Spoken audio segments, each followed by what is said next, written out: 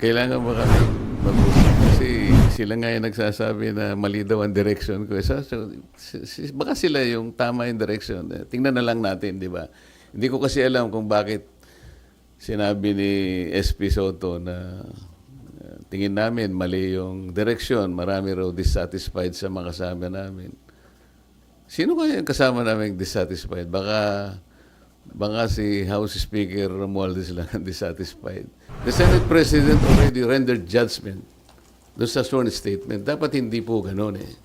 Wala po kaming karapatan husgahan ang sworn statement ng isang taong gustong magpahayag ng kanilang saloobin. May kinalaman sa pag-iimbestiga nito. Unang-una, maraming salamat sa pagpapaunlak ninyo at magandang umaga sa ating lahat. Kung mapapansin ninyo, ako nang nag-initiate ng press con na ito kasi alam ko yung marami sa inyo ay sa mga nakakaraang mga araw ay hindi nila ako ma-interview kasi hindi naman ako talaga nagpapa-interview. Ngunit naisip ko na parang yung narrative hindi masyadong nagiging maganda. Gusto ko linawin ang maraming bagay na may kinalaman nga dun sa very short-lived na pangunguna ko sa Blue Ribbon Committee. Halos 3 investigations lang yung ating natapos at nagkaroon na nga ng development at yun naman ay alam na ninyo. Ngayon, dahil nga dun sa mga pangyayari na yan, meron akong gustong mga issue na dapat ituwid. Gusto kong unahin yung tungkol dun sa punta nung Bryce Hernandez sa custodial investigation sa Camp Crame. Sapagkat kung alam naman ninyo, yun ay na-cite natin in contempt dahil nga sa tahasang pagsisinungaling niya, harap-harapan, ipinakikita na namin sa kanya mga dokumento, pati nga yung ginagamit niyang mga peking IDs na inisyu ng LTO. Pero ganun pa rin ang pagkakatanggi-tanggi niya. Napilitan kami na i-contempt siya at nailagay nga siya sa custody ng ating Sergeant at Arms. Kalaunan po nung ako po ay mapalitan na bilang chairman ng Blue Ribbon Committee, ay bigla nga pong hiniram yata si Bryce Hernandez ng ating House of Representatives. Ngunit nalaman ko na hindi naman siya ibinalik sa dating legal custody na dito nga sa ating Senado. Ang tinatanong ko po sa ating Senate President, naging kondisyon naman ang pagpapahiram niya yung madalian at ligtas na pagbabalik kay Bryce Hernandez pagkatapos ng hearing. So tinatanong ko lang naman po siya, bakit naman nanatili siya sa custodial center ng Camp Crame? Ang sagot po niya, alam na rin po ninyo, yun ay request ng Speaker ng House of Representatives. Na sa tingin po namin ay hindi naman yata tama sapagkat ang legal custody nga ay sa Senate. Ang sabi ko ay mukhang may sablay doon sapagkat muna yung kondisyon na ibinigay mo hindi tinupad. Pangalawa, kapag yun ay pinanatili mo sa Quezon City, sangayon na rin sa kanyang declaration, natatakot siya na pag ibinalik siya sa Senado, manganganib ang buhay niya. Parang binibigyan natin ng credence. Parang pinaniwalaan natin siya. Sa mga tweet, pagka siya'y nagsasalita rito sa Senado, parang hindi siya pinaniniwalaan. Pag nagsalita siya sa House of Representatives, tiwalang-tiwala ng kanyang sinasabi, puro totoo. Samantalang, puro sa kasinungalingan din naman ang kanyang sinabi. At nung kami magkaroon nga ng konting huddle nung bumaba siya sa session hall, sinabi ko sa kanya, Mr. President, dapat naman sana nakonsulta mo naman ako kung siya ay tuluyan mong ilalagak sa pangangalaga ng custodial center ng Quezon City. Bakit ko naman gagawin? Sabi niya, ako naman ang Senate President. Nakalimutan po niya na meron po tayong tuntunin sa Blue Ribbon Committee. Ito po ay nasa Article 6, Section 6, Paragraph C ng rules ng Blue Ribbon Committee. Kailangan po malaman ninyo. Ang sinasabi po ron, yung witness na cited in contempt may be ordered to be detained in such a place as may be designated by the committee alone. Meron pong option doon or with the concurrence of the Senate President. Sa mga tweed, yun lamang designated place by the committee alone, sapat na yun Kaya ko sinabi, dapat kinonsulta mo ko. Kaya lang, ang sabi niya, napalitan ka na Bakit pa kita kukonsultahin? Hindi po Nung kinumit niya sa Quezon City Custodial Center, na-monitor ko sa bilyonaryo at sa ibang mga pahayagan, Inquirer, mga 2:15, 1:30 to 2:15 p.m. ang nakalagay sa mga dyaryo. For the record, nung ako po napalitan is about 5:24 in the afternoon. So ako pa rin ang chairman. So gusto ko lang linawin yun. Ang pangalawa po rito ay yung aking sulat sa DOJ na bilang nananatiling chairman noon ng ating Blue Ribbon Committee, nirekomenda ko po na siya ay makapag-apply sa Witness Protection Program. Sangayon po sa Republic Act 6981. Kasi po sinasabi rin po sa Section 4 na sinasabi na sa kaso ng legislative investigation in aid of legislation, yung witness po, upon his express consent, ay pwede siyang ma-admit into the program upon the recommendation of the Legislative Committee where his testimony is needed. So yun po yung aking ginawa. Ibig sabihin, lahat po ng aking ginawa na aksyon ay naaayon naman sa batas na umiiral. Provided that the recommendation is approved by the Senate President. Hindi nga po niya inapprove, kaya po yun ang tinanong ko sa kanya noong September 9 na po yata yun na nagkaroon kami ng session. O September 10 na po yata yun. Ang sabi niya, kaya hindi niya inapprove, nabasa niya yung sinabi ng SOJ na kinakailangan ng mga diskaya ibalik nila yung kanilang nakuhang hindi kanila. Yun ang magiging policy ng DOJ para sa ganon ay ma-approve yung kanyang aplikasyon under the WPP. Nagtaka nga po ako kung bakit ganon ang sinabi ng ating SOJ sapagkat linggo, isang araw bago pasimulan natin yung pangatlong investigation, nagkausap po kami. Pati yung kanyang deputy undersecretary, ang pangalan ay Jojo Cadiz. Nakausap ko yun ng mga ilang araw, siguro Biyernes hanggang Sabado. Sinasabi ko sa kanya yung maaaring merong lumabas sa mga contractors na kasangkot dito sa aming pag-iimbestiga sapagkat nagpapadala sila ng feelers na maaaring may magsabi and they will come into the open. So I was looking at the possibility of granting them provisional immunity. Ang sabi naman nung Yusek Cadiz, mabuti po kanya i-refer ko rin sa ating SOJ. Sabi ko, tama-tama yan. Hanggang sa araw nga ng linggo, nagkausap kami personal. At tahasan niyang sinabi sa akin, pwede yan, sabi niya sa akin. Alam niyo naman, si Secretary Boying Rimulya, matalik kong kaibigan yan, matagal kami nagsama sa House of Representatives. So pinanghawakan ko yung kanyang sinabi sa akin. Alam mo naman kanya, ang Senado ay kabatakan natin yan, lalong-lalo na sinusulong natin yung Whistleblowers Act. Sige, kanya, panindigan natin yan.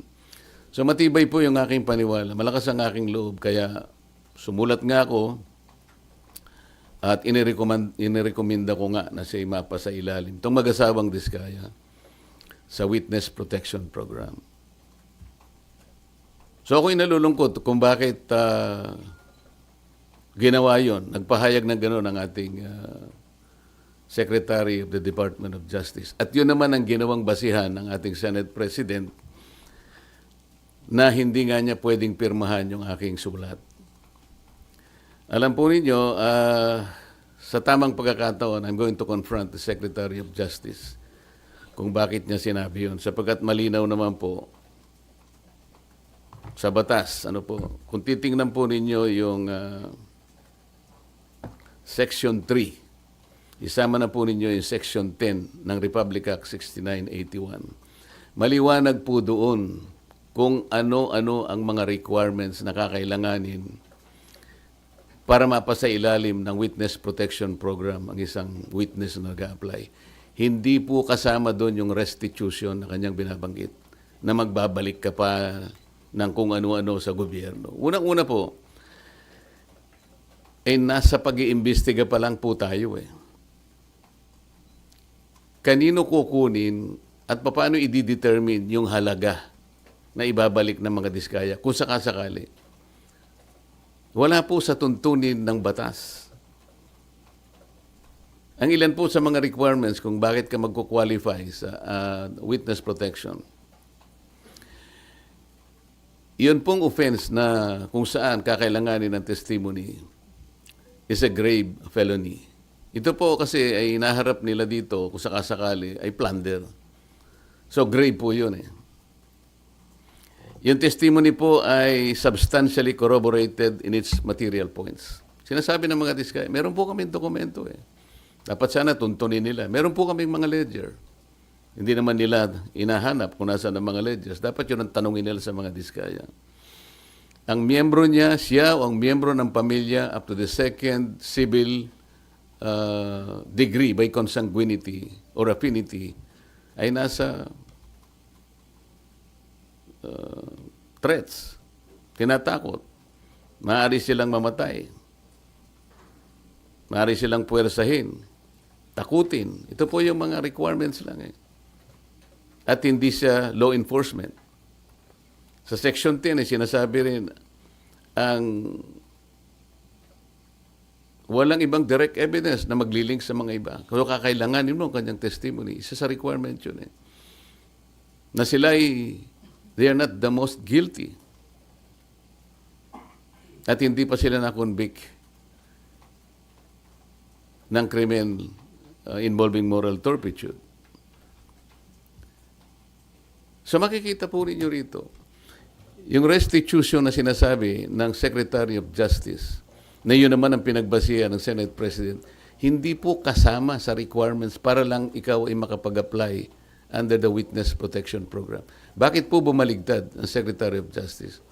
Ngayon po, sinasabi ni Senate President, nagmamadali daw po ako na mabigyan sila ng Witness Protection Program. Yun po yung sinasabi ng batas eh. Pag hiningi nila with their consent, sapagkat nanganganib ang buhay niya, hindi ka magmamadali. Ilalagay ko po ba sa kamay ko ang kaligtasan ng mag-asawa na yun? Sila po ay nagkusa, gumawa ng salaysay.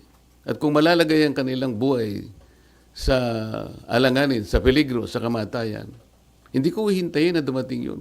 Gagawin ko yung katungkulan ko sa ilalim ng batas. Kung sinasabi nila nagmamadali ako, maaaring nagmamadali ako sapagkat yun ang kailangan para sila'y mailigtas. Okay. Sir, kaya nyo ba siya ini-apply sa protection program? Sa tingin nyo ba, nagsasabi ng totoo yung mag-asawang diskaya? Kasi may mga observation na parang selective ang kanya lang pinangalanan, yung samantalang year 2016 pa, as early as 2016, nag-DDPWH projects na sila, pero parang wala siyang pinangalanan doon sa... Yung tanong mo kung pinaniwalaan ko, sinabi. Kaya that's beside the point eh. It's not for me to render judgment doon sa kanyang sworn statement. Iyon ang kanyang sworn statement. At sinabi niya roon na nanganganib po yung buhay ko namin dahil sa lumabas po kami na ganito. At bukod doon, bago siya gumawa ng isang sworn statement, minabuti ko para masiguro ko na talagang voluntaryo ang kanyang gagawin. Sabi ko sa emissary niya, pasulatin mo siya sa akin kahit na handwritten note na talagang voluntary niyang gagawin at kung bakit niya gagawin yon. Nasatisfy ako doon sa kanyang sulat. Kaya sabi ko, sige, sabihin niyo sa kanila, gumawa sila ng sworn statement. Hindi para sa akin na i-judge yung sworn statement. Ito will form part of the proceedings na pagdating ng araw, ito ay gagamitin po ng korte. Mahaba pong proseso ito eh. The Senate President already rendered judgment doon sa sworn statement. Dapat hindi po gano'n eh. Wala po kaming karapatan husgahan ang sworn statement ng isang taong gustong magpahayag ng kanilang saloobin. May kinalaman sa pag-iimbestiga nito. Pero sir, yung decision nyo na gawin siyang state witness. Hiningi po niya yon at nasa batas po na kinakailangang ibigay sapagkat nanganganib nga yung buhay niya sang-ayon sa kanilang pahay. Nakikita ko rin po, sa tahanan nila, pinagbababato sila. Ano po ang gagawin ng isang chairman ng Blue Ribbon Committee? Sir, nakonsulta daw po ba yung mga miyembro ng Blue Ribbon o yun ay sariling decision nyo, sir? Paano kung kukonsultahin? Hindi ko nga alam kung maglalabas sila ng sworn statement. Nung ibigay nila sa akin yon, gabi ng linggo, nung makuha ko yung in a sealed envelope, wala na akong pagkakataon na bigyan ko ng kopya ang aking mga kasama. So dahil magsisimula ng alas 9, doon ko inihayag yung sworn statement. Hi, sir. Sir, Mean po from TV5. Sir, I Yes, need to ma'am. ask this. Kasi yung sinasabi kaya daw po ang bilis ninyong inirekomenda maging state witness, nagkaayusan na. Would you want Sino to po comment? nagsabi nun? Sir, yun yung mga nag-circulating among netizens, sir, nung time na lumabas yung letter na... Sana po merong nagsabi talaga kasi mahirap mag-speculate ng ganun. Nilabas, nagmadali po ako. Ako po, sinasabi ko sa inyo ang katwiran ng dapat magmadali. Yun po yung yun po yung sinasabi ng batas. Binasi ko po sa batas lahat ang aking ginawa.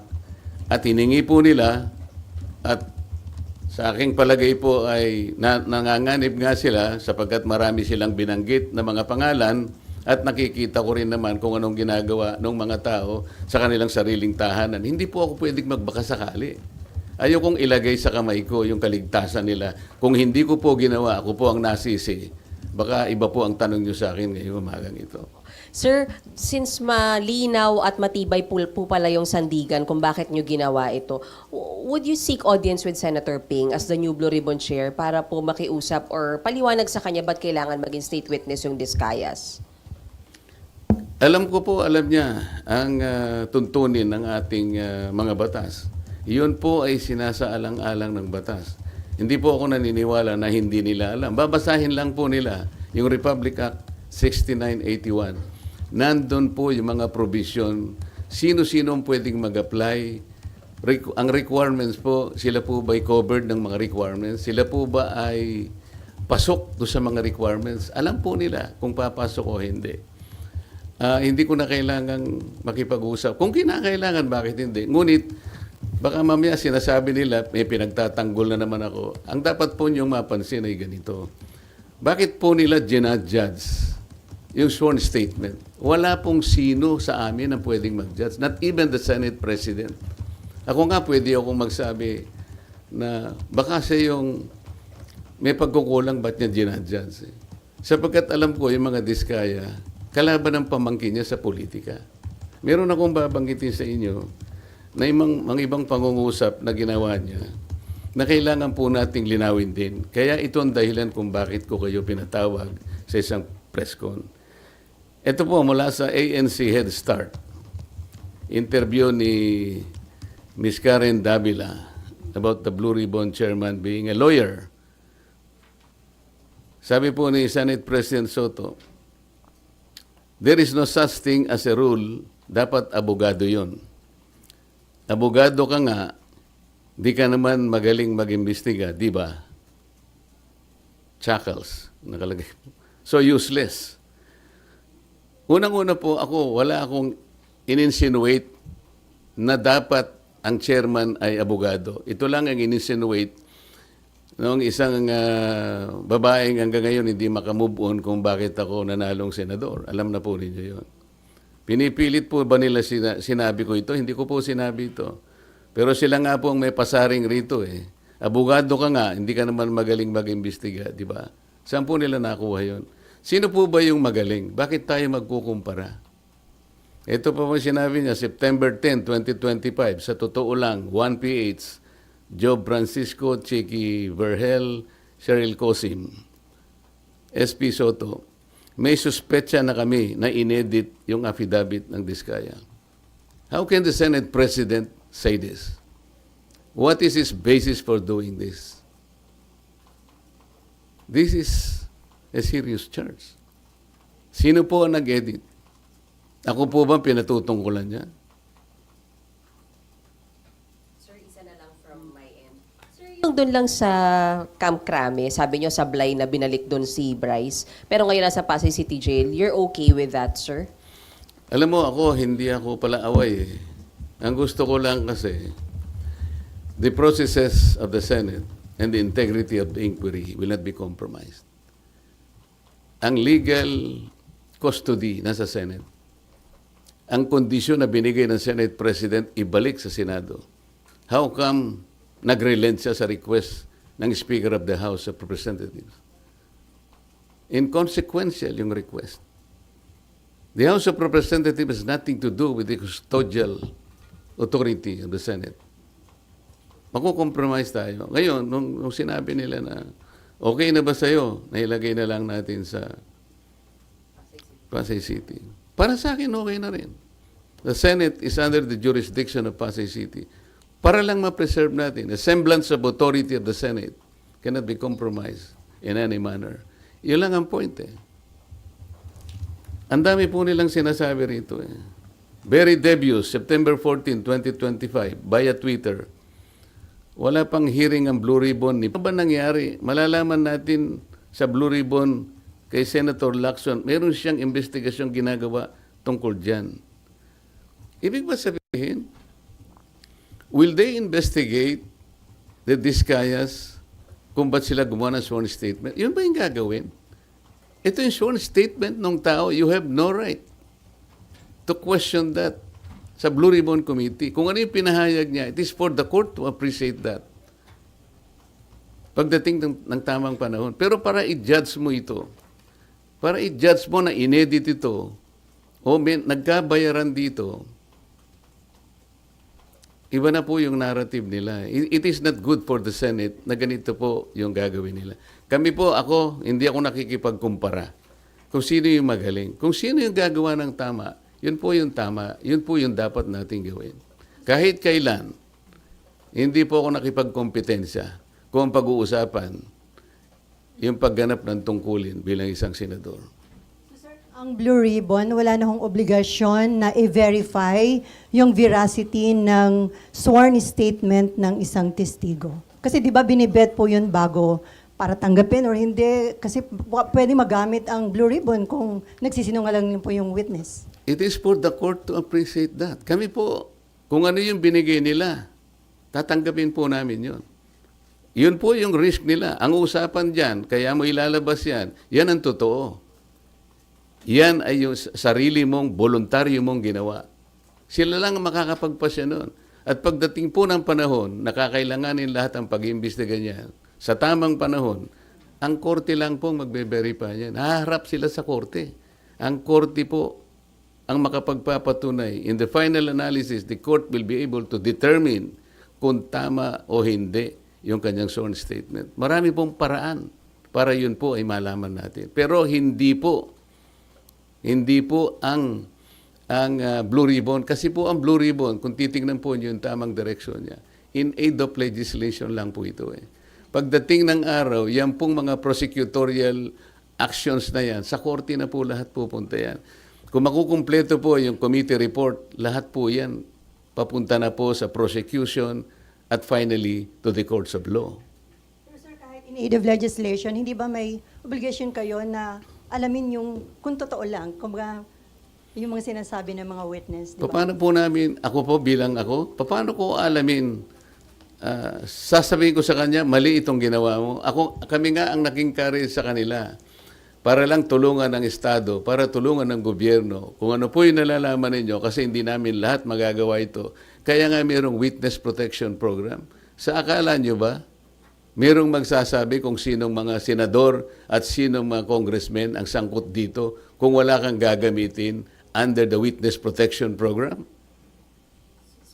Sir, So, sir, paano yung in-aid of legislation kung makakuha kayo ng informasyon na mali naman pala? In aid of legislation po, ang tinitingnan namin, yung sum total po ng pagsasabi nila at pagdedeklara nila before the committee. Halimbawa po ngayon, para ipakita ko lang sa inyo, ano na po ang naisip naming legislative measures.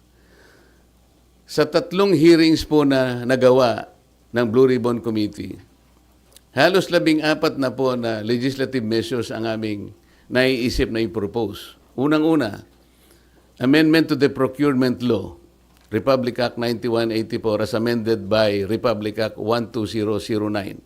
Ano po ang gagawin doon?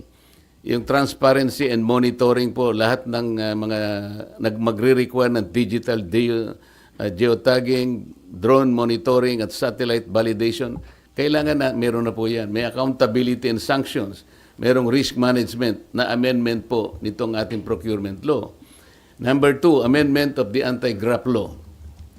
Ito po ay mag-i-include ang additional penalty, perpetual blacklisting in case of corporations or entities involved in corrupt practices or plunder. Number 3, amendment to the contractors licensing law. Ito ng PICAB. Isasama dyan ang divestment requirement, conflict of interest, provisions, and penalties. Ito po, yan. Number 4, amendment to the witness protection law. Dito pa lang po kailangan may amendment na po Number 5, amendment to the AMLA. Nakikita po ninyo pati yung ating mga casino ginagamit na laundry areas na po yan. So mandatory na pre-award vetting ng contractors, subcontractors for government infrastructure projects exceeding 50 million. At marami pa po ito. Amendment to the Securities Regulation Code, RA 8799. Marami pong dapat na ayusin dyan. Katulad po ng mga yung Securities and Exchange Commission will require sworn ultimate beneficial owner in declaration to set up beneficial ownership verification and blah, blah, blah. Pati yung PhilJeps, allowing SEC to coordinate with DPWH and PICAB.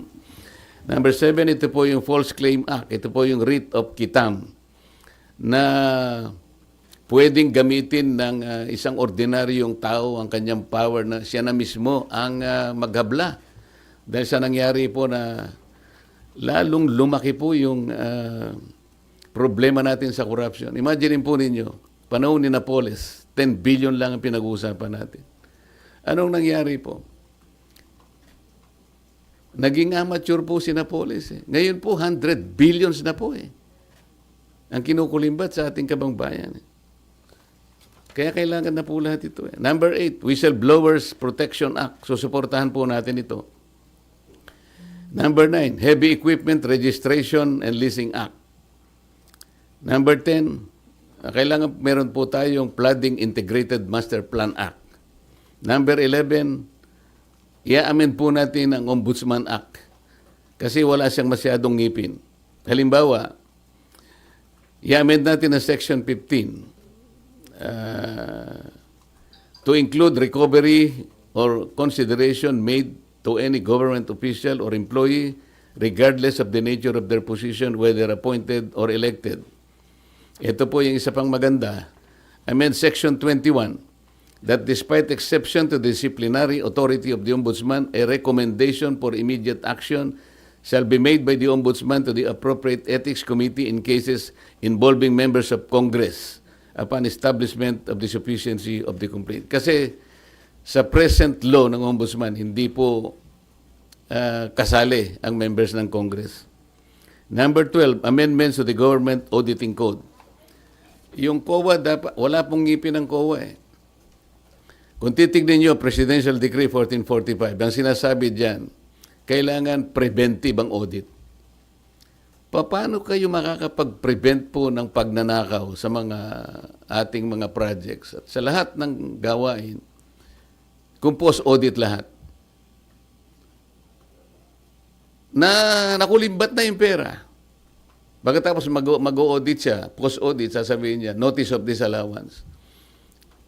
Nakakita na po ba kayo na pagkakataon o kahit anuman, sa lahat ng notice of disallowance na inisyo ng COA, maliban lang so nag-volunteer na magsoli ng paunti-unti, yung malakihan po na notice of disallowance, meron pa pong napakulong. Meron silang nasingil.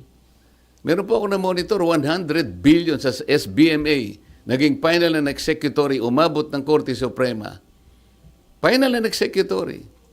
Hindi pa po nakolekta ng COA hanggang ngayon.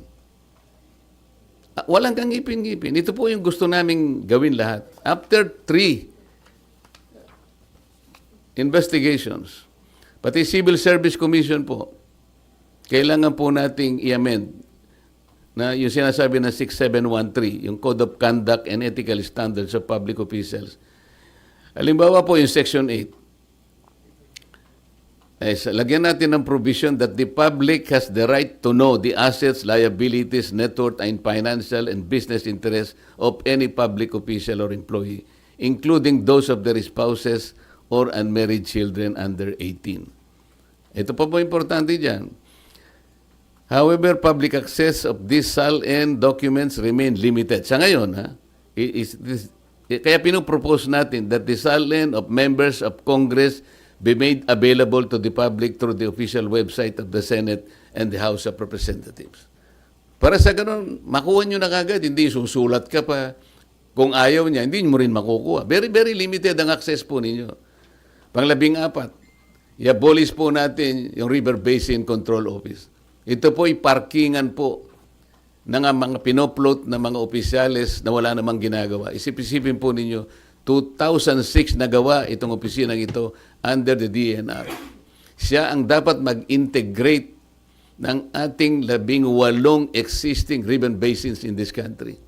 Wala silang nagawa kahit isa. Puro pangwawaldas lang ng sweldo. Nagsusweldo na walang ginagawa. Ito po yung gusto namin gawin. After 3 hearings, 14 na po ang measures na naiisip namin na dapat nating isulong para sa ganun itong mga nangyayaring ito. Kahit papano, ma-address na po nating lahat. Sabi po si Senator Ping na imbes na WPP, why don't we consider legislative immunity daw po muna para pwede pa rin mag-tell all the Discayas and other witnesses pero hindi magagamit to laban sa kanila. Sayang naman yung batas, di ba? Ba't natin ginawa yung batas kung hindi natin? Okay lang yung sinasabi niya, pero ito, batas na ito eh. Wala namang kasiguruhan yung legislative custody. Samantalang ito, batas na umiiral. Ba't hindi natin paganahin?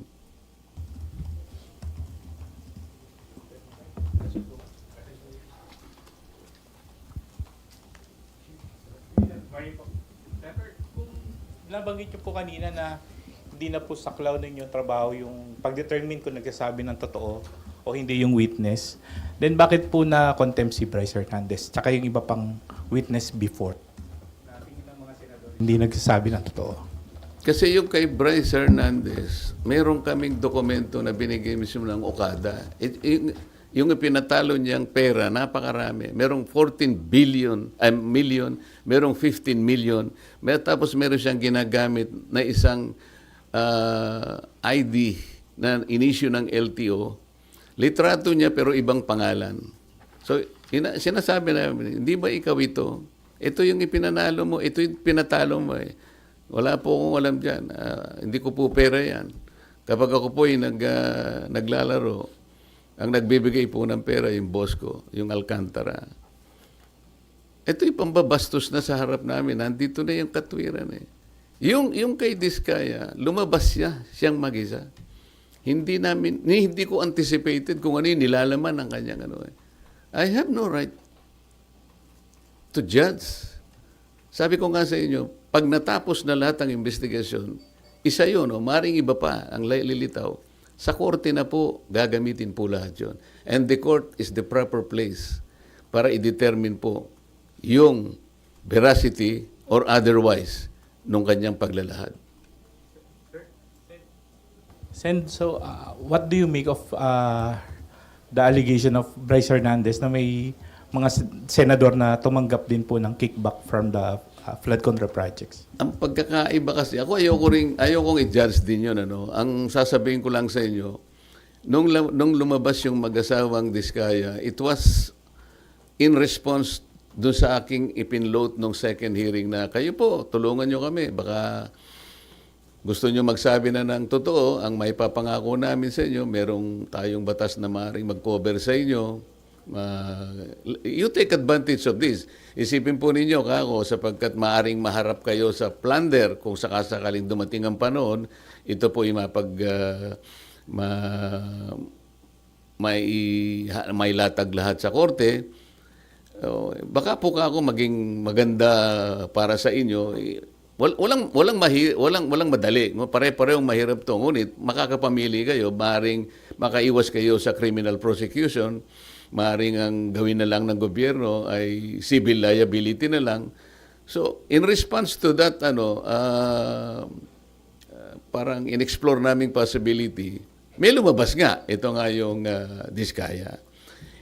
Ang totoo nun, mayroon pa nga gustong magsalita pa, pero ang sabi ko nga sa kanila, mag-unahan kayo. Kasi kung halimbawa, ma-establish na namin na ito'y sapat na, hindi na namin kailangan yung iba, di ba? Kasi isa sa mga requirements ay yung masasubstantiate yung mga in material points, lahat ng mga premises. Kung na-establish na halimbawa sa magitan nito, kalabisan na yung iba pa. Kaya namin pinload yun. Ngayon, yung paglabas ni Diskaya, wala siyang, hindi siya under custody Di ba? So, inaakala namin, voluntary talaga. Tsaka sumulat siya sa akin, talaga bang voluntaryo. Inamin niyang voluntaryo sa sarili nila na gumawa ng pagsasalaysay. Samantalang si Bryce Hernandez, under sa custody na siya ng Senate. Sa palagay mo, voluntary pa yon? Ako sa akin lang. Gusto kong ibalik sa inyo, voluntaryo pa ba yung kaya ka nandun ka na gigisain ka na naman ng House of Representatives At meron nga mga nag-text sa akin na mga ibang tao na tumutulong sa ibang mga partido. Meron daw mga congressman doon na nagsabi o nagsasuggest, maglaglag ka na rin ng mga senador para hindi kayo makontempt. So, malalagay sila sa pressure So, kung tatanungin mo ako, palagay nyo ba kapani-paniwala? Hindi ko alam. Pero kayo ang makakapagsabi, alin ang mas magandang sworn statement? Yung hindi ka pa under custody o yung under custody ka na? Doon masasalamin mo ngayon kung alin ang mas voluntaryo. Alin ang mas totoo. Sir, hindi ba, Senator, mahalaga din yung ma-determine yung credibility ng isang nag-a-apply na witness? For example, itong Diskaya, si Sara Diskaya, puting asawa niya, they have been denying before that they own more than one company. Sabi nila yung Alpha and Omega lang yung kumpanya nila. Pero later on sa Blue Ribbon, inamin po nila na siyam yung pagmamayari nilang kumpanya. Alam mo, yun nga ang korte nang magdidetermine noon later on. Kami, nahangga lamang kami doon sa paggawa ng batas sapagkat ang aming direction is always in aid of legislation. Gusto kong malaman ninyo, there is a distinction between police investigation at saka yung investigation in aid of legislation. Ayokong magbigay ng insinuation dyan, but hindi ako marunong sa police investigation dahil hindi ako police.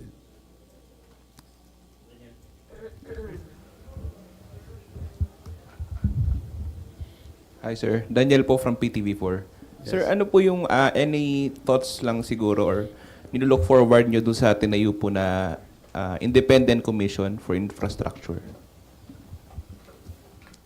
Ateneo, ano yun? Independent Commission po. Yung ICI? Wala naman akong... baka sakaling makatulong naman yon, bakit hindi? Ang gusto ko lang sanang makita ninyo, lalo na kayong mga members ng media, kailangan mag-fit sila doon sa tinatawag na Independent Commission. Sino yung magiging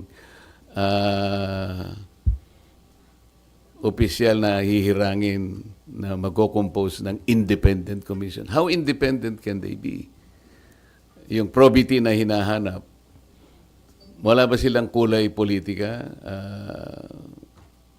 Sila ba ay magpapahayag na kahit kailan hindi sila tatakbo sa opisina ng pampolitika? Para sa ganoon ay yung gagawin nila ay talagang independent of anything.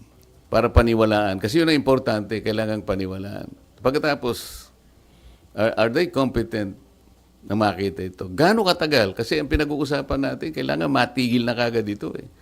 Kung ang pag-uusapan natin ay yung ilang taon pa atras, baka mamaya makonsume na tayo lahat. Hindi ba dapat merong immediate na gagawin dito? Kaya ngayong sa amin, in aid of legislation, kailangang mailatag kagad.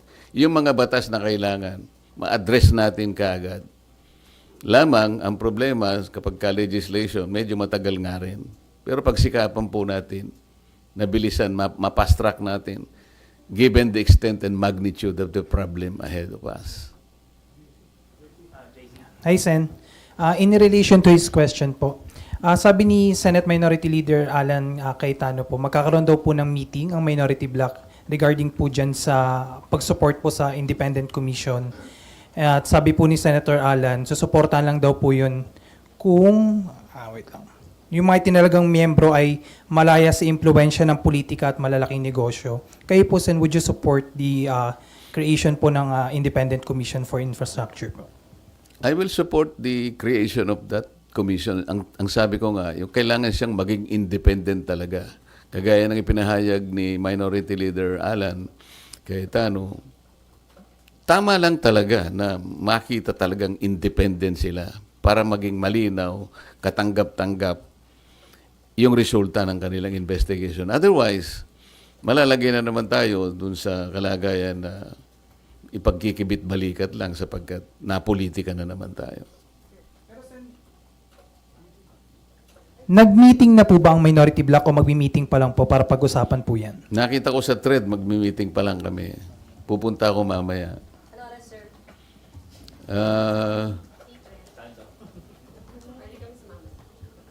Parang lunch yata eh. Pero quick lunch lang kasi kailangan namin makabalik dahil may session, hindi ba? Sir Mav Gonzalez po, GMA. Sir, may we get your comment lang po, ibabalik na daw po sa Senate si Bryce. Ano ka, ma'am? Ibabalik na po sa Senado si Bryce. O, hindi maganda. Talaga naman dito siya dapat eh. Sir, what do you think prompted this? What do you think prompted this po? Hindi ko alam. Baka naisip nila na talagang dapat sa Senado talaga.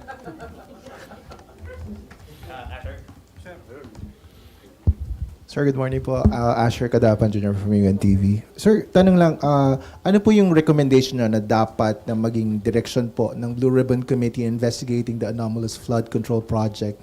Nakausap niyo na po ba si Senator Ping about it? Ano yung huling tanong mo? Nakausap niyo na po si Senator Lacson about it? Direction po lang. Kailangan ba kaming mag-usap? Kasi sila nga yung nagsasabi na mali daw ang direction ko. Baka sila yung tama yung direction. Tingnan na lang natin, di ba? Hindi ko kasi alam kung bakit sinabi ni SP Soto na tingin namin mali yung direction. Marami raw dissatisfied sa mga kasama namin. Sino kaya yung kasama namin dissatisfied? Baka si House Speaker Romualdez lang ang dissatisfied doon sa paraan ng aming pag-imbestiga. Sabi ko nga sa inyo, committee investigation is not police investigation. Hindi yung nag-iimbestiga na pagkatapos meron pang separate investigation. Sa aking palagay ay hindi sana nangyari yun. Merong lugar dito, meron sa Arayat, meron sa Nauhan, Mindoro, meron sa ganito. Bakit pa isa-isang ganon? Ano ba yun? Meron ng Blue Ribbon Committee. Ba't kinakailangan magsagawa pa ng individual investigation ang bawat isa sa amin? Meron naman kaming Blue Ribbon. What does that suggest to you? Kasi sa House of Representatives na kung saan nagtagal ako, pagka yung isang subject matter tinitake up na sa committee, wala nang nagpe-privilege speech. At least sa House of Representatives. Sa Senate siguro, baka wala namang rules na gano'n. Pero sa tingin ko, kahit na walang rules dito, pagka tinetake up na sa Blue Ribbon Committee, I think the common decency requires na wala na dapat yun. Kasi parang nagpapaligsahan. Eh. Hindi maganda. Sen, last lang na po sa akin. Bukod po sa pagkompronta, sabi nyo kay SOJ Remulla, meron po ba kayong ibang mga plano pang gawin to pursue providing protection sa mga diskaya, or are you still going to pursue it? Yun lang ang alam ko kasi yun ang nasa batas lang eh. Kasi baka kung meron pa akong gagawin, sasabihin nila, kinakatigan siya o inaapoyohan. Ayokong isipin ninyo na meron akong kinakampihan dito. As chairman, kailangan maging neutral ka eh. Alam mo yung problema ko nung nag-hearing ako sa Blue Ribbon? Ang problema ko yung mga kasama ko nga. Kung paano ko mamamanage yung time. Lahat gustong magsalita. Walang focus, di ba? Halimbawa, ang tinutukoy ng isa dito, pagkatapos magsasalita yung isa, doon ang tanong niya. So, yun pala yung nakita ko, yun pala yung pinakamahirap na challenge para sa akin. Eh. Hindi yung pagtatanong mismo o kung paano mo i-manage ang mga kasama mo. Kasi iba't iba yung pinanggagalingan nila. Kaya kung iisipin mo, kung kailangan maging focus kayo dahil kukunti yung panahon, medyo hirap ka pagka yun ang issue. Sir, Mary Mon Reyes from One News 1 PH po. Over the weekend po, meron pong umuugong na may kudeta daw po laban kay SP Soto. May nagsasabi rin po galing daw po sa Duterte Block yung move na to. Your comments po. Hindi ko naman alam yan. Hindi naman ako chismoso. Pero Sen, wala po bang kuda na nabubuo po ba ngayon o may info po ba kayo? Ako wala. Baka ikaw meron. Sabihin mo nga sa akin. Chika na lang po tayo. Thank you, Sen. Sir, sabi niyo mahirap yung pag-manage nung kayo ay Blue Ribbon Committee Nakita mo Chair. naman di ba? Yes, sir. Meron kang pinupunto dito. Tapos biglang sasabihin siya, ang pinakamahirap dito, biglang may mag-i-intervene. Mr. Chair, may I intervene? Of course, yung papayagan ako. Yun ang marami. Kaya kung minsan may nagseselos, ikaw kanya, hindi ka naman fair eh. Salita na salita. Paano mong gagawin? Nang intervene ito, papayagan mo pagkatapos. Tapos yan naman, nandun pa siya rito. Naku, hirap ka talaga doon. So, sir, nakahinga ba kayo ng maluwag na hindi na kayo yung chair? Or would you have wanted to stay as the chairman of Blue Ribbon po? Hindi mo namang tanong, nakaluwag-luwag, talagang lumuwag. Nung ako'y pinalitan na, yung paghiga ko sa kama, nakatulog agad ako. So ayaw nyo na rin, sir? Or would you have wanted to stay, sir, as the chair? Siyempre, kung ako yun, mandato yun ang tungkulin natin. Hindi naman tayo umaatras sa tungkulin. Diba?